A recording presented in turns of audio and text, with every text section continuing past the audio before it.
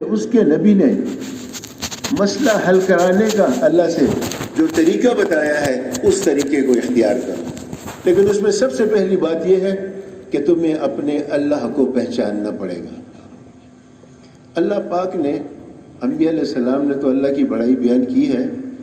اللہ پاک نے قرآن پاک میں خود اپنی بڑائی بیان کی ہے. یہ بارش تم برساتے ہو یا ہم برساتے ہیں؟ یہ کھیتی تم اگاتے ہو ہم اگاتے ہیں؟ یہ دن کون لاتا ہے؟ یہ رات کون لاتا ہے؟ یہ گرمی کون لاتا ہے؟ یہ سردی کون لاتا ہے؟ یہ رزق کا نظام، یہ صحت کا نظام، یہ دنیا میں آنے کا نظام، دنیا سے جانے کا نظام. آدمی سوچے تو صحیح. یہ تو بعض چیزیں ایسی ہیں کہ ہم روزانہ دیکھتے ہیں ہمیں تعجب نہیں ہوتا، ورنہ دنیا کی ہر چیز تعجب کے قابل ہے. اتنی سی آم کی گٹھلی اور اتنا بڑا درخت اس سے پیدا ہوتا ہے، لیکن چونکہ ہم روزانہ دیکھتے ہیں اس لیے تعجب نہیں ہوتا، ورنہ کتنی تعجب کی چیز ہے. میں نے ایک باغ والے سے پوچھا، میں نے کہا یار یہ آم کا درخت جو ہے یہ کتنے سالوں کے بعد پھل دینا شروع کرتا ہے؟ اس نے کہا 8 یا 10 سالوں کے بعد. جب درخت لگا لو 8 یا 10 سال کے بعد یہ پھل دینا شروع کرتا ہے. تو میں نے کہا کتنا عرصہ یہ پھل دیتا ہے؟ اس نے کہا 70-80 برس تک یہ پھل دیتا ہے. اب اس آم کی گٹھلی کو کھول کے دیکھو اس میں کیا ہے. اللہ پاک نے خود بڑائی بیان کی ہے اپنی. کھیتی تم اگاتے ہو کہ ہم اگاتے ہیں؟ اور اگر ہم اگاتے ہیں تو پھر دیکھو کیسی اگاتے ہیں. ایک آم کی گٹھلی تم نے دبائی ہے، اب 70-80 برس تک سینکڑوں ہزاروں لاکھوں آم تم کھاتے رہو گے. یہ اللہ کی ذات ہے. اس اللہ کو آ کر انبیاء علیہ السلام نے دعوت کے ذریعے لوگوں کو بیان کیا. یا ایھا الناس قولوا لا الہ الا اللہ تفلحوا. اے لوگو تم کلمہ پڑھ لو تم کامیاب ہو جاؤ. اللہ کی ذات اس قابل ہے اس کے ساتھ دل لگایا جائے. اللہ کی ذات اس قابل ہے کہ اس کے ساتھ محبت کی جائے. اللہ کی ذات اس قابل ہے کہ اس کے ساتھ ایک اور بات یاد آ گئی، وہ بھی آپ سے عرض کر دوں. ہمارے یہاں ایک بہت پرانے ساتھی تھے، 4 مہینے سے لگائے ہوئے تھے. تو وہ بزرگوں کے بہت قریب رہتا تھا. وہ آدمی تبلیغ میں وقت بھی اس سے لگایا تھا.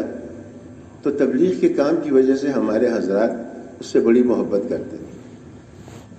تو اس کا پھر والد فوت ہو گئے. یہ ہے کوئی 35-40 برس پہلے کی بات. جب اس کے والد فوت ہو گئے تو حاجی عبدالوہاب صاحب نے اس کو تعزیت کا ایک خط لکھا کہ بھئی تیرے والد کا انتقال ہو گیا، بہت دکھ ہوا، ایسی کوئی باتیں تھی اس کے اندر. تو وہ ساتھی جو ہے خط لے کے مرکز آیا. ہمارے حاجی شمس الحق صاحب، احمد گل صاحب، حاجی حسین صاحب، تحصیلدار صاحب، شاہد صاحب، ہمارے اور ساتھی بھی عصر کو یہاں تھے. تو وہ خط لے کے آیا. تو اس نے کہا کہ میرے والد کا انتقال ہوا ہے تو حاجی عبدالوہاب صاحب نے تعزیت کا خط بھیجا ہے، لیکن یہ خط اتنا عجیب ہے کہ میرے دل نے چاہا کہ میں آ کر آپ لوگوں کو یہ سناؤں کہ حاجی صاحب نے کیا خط لکھا ہے. تو سب نے کہا کہ اچھا بھائی سناؤ کیا لکھا ہے. تو اس میں حاجی صاحب نے تعزیت کی تھی، اور شروع میں افسوس کرنے کے بعد جو ہے پھر ایک جملہ لکھا تھا. اس میں لکھا تھا کہ انسان کے دل میں بہت سے خانے ہوتے ہیں، اور ہر خانے پہ جو ہے کسی نہ کسی کا قبضہ ہوتا ہے. کسی خانے میں بیوی کی محبت، کسی خانے میں بچوں کی محبت، کسی خانے میں دکان کی محبت، کسی خانے میں گاڑی کی محبت، کسی خانے میں گھر کی محبت، کسی خانے میں اپنے پلاٹوں کی محبت، اپنے مال کی محبت. یہ دل کے اندر خانے ہوتے ہیں. یہ عبدالوہاب صاحب نے لکھا تھا. اس نے ہمیں خط پڑھ کے بڑی عجیب بات ہے، غور سے سننی چاہیے. ایک خانہ تمہارے دل کے اندر ایسا تھا جس کے اندر تمہارے والد کی محبت تھی. اب تمہارے والد جب دنیا سے چلے گئے ہیں تو وہ خانہ خالی ہو گیا ہے. بجائے اس کے کہ کوئی اور چیز اس خانے پر قبضہ کرے، اس خانے میں اللہ کی محبت کو بسا لو. یہ دیکھو، جو آدمی جس لائن پہ محنت کرتا ہے نا، اس پہ اس لائن کی چیزیں کھلتی ہیں. اب ہمارے اوپر دکانیں کھلی ہوئی ہیں، محنت کرتے ہیں، ہمارے اوپر دفتر کھلے ہوئے ہیں، ہمارے اوپر ذمہ دارہ کھلا ہوا ہے، ہمارے اوپر اب ہمارے کاروبار کی باتیں لکھی ہوئی ہیں، کھلی ہوئی ہیں.